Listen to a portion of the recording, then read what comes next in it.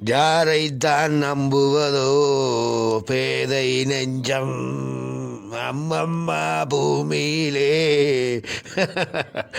இந்த பாட்டு வருகடாப்பா எனக்கு.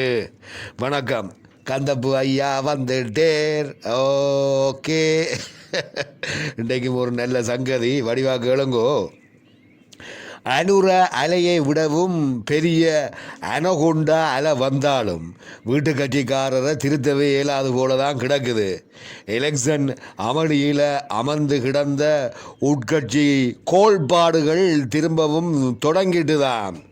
எலெக்ஷனில் போட்ட வேட்பாளர் பட்டியல் பிரச்சனையால் மனம் வெறுத்து போன மாவையார் தான் கட்சி தலைவர் பதவியில் இருந்து விலகிறதாகவும் தனக்கு பதிலாக கட்சியால் தெரிவு செய்யப்பட்ட தலைவர் என்கின்ற அடிப்படையில் சிறியரை தலைமை பதவியை ஏற்குமாறும் ஒரு கடிதம் எழுதினவர். ஆனால் அவர் இந்த கடிதத்தை முறைப்படி கட்சியின் பதில் செயலாளருக்கு தான் எழுதியிருக்க வேண்டும். ஆனால் மாவையர் இந்த கடிதத்தை நேரடியாக சிறியருக்கு எழுதி அதின் கோப்பியைத்தான் பதில் செயலாளருக்கு அனுப்பினவர். கடிதம் தனக்கு முறைப்படி வரையில என்று சொல்லி போட்டு அதை பற்றி அலட்டி கொள்ளாமல் எலெக்ஷன் வேலையில் கட்சியின் பதில் செயலாளரான டாக்குத்தர் இறங்கிட்டார். இப்போ எலெக்ஷன் முடிஞ்ச கையோட மாவையர்ன்ற கடிதத்தை தூசி தட்டி அந்த கடிதத்தின்படி ஏன் மாவையரை தலைவர் பதவியில் இருந்து விலக்கக்கூடாது என்று விளக்கம் கேட்டு ஒரு கடிதத்தை பதில் செயலாளர் அனுப்பியிருக்கிறாராம். கடிதம் அனுப்பிக்க மாவையர் மனம் வெறுத்து போய்தான் இருந்தவர். ஆனால் பிறகு கட்சிக்காரர் அவரை மதித்து போய் ஆசி வாங்கினதோடு தேர்தல் விஞ்ஞாபனத்தை கூட அவருடைய வீட்டில் வச்சுத்தான் வெளியிட்டவ. அது உங்களுக்கு தெரியும். அதால் இப்போ அவருக்கு கட்சியை விட்டு போக மனமில்லை. ஆளுக்கு உடம்பும் கொஞ்ச நாளாக இயலாது.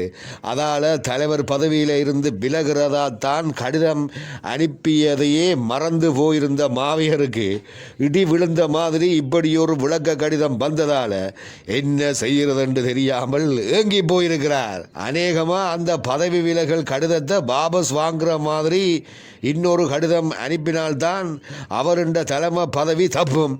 இல்லாட்டி அவருடைய கோரிக்கையை ஏற்றதா சொல்லி அடுத்த கூட்டத்திலேயே தீர்மானம் எடுத்து மாவையரை தலைமை பதவியில் இருந்து கட்சி நிப்பாட்டினால் அவரால் ஒன்றும் செய்ய இயலாது. அதை விட பொது வேட்பாளரை ஆதரித்ததென்று சொல்லி கட்சிக்காரர் சிலருக்கு ஒழுக்காட்டு நடவடிக்கை எடுக்கிற வேலைகளையும் பதில் செயலாளர் தொடங்கியிருக்கிறார் என்று கேள்வி. ஆனால் அதை பற்றி யாரும் மூச்சு விடுயினமில்லை.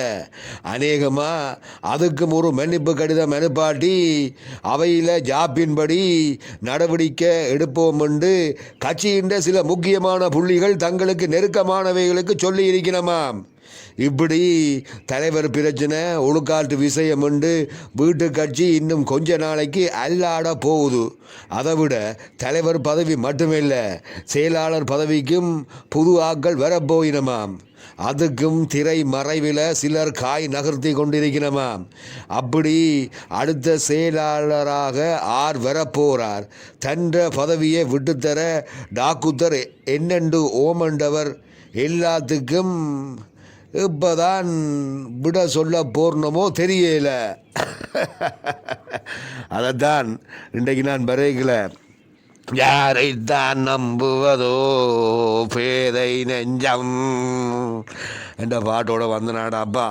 சரி, விஷயம் இதுதான். காதோரம் வந்துட்டு தானே, புரிஞ்சவங்க விஸ்தா. ஓகே, நான் போயிட்டு வரேனா.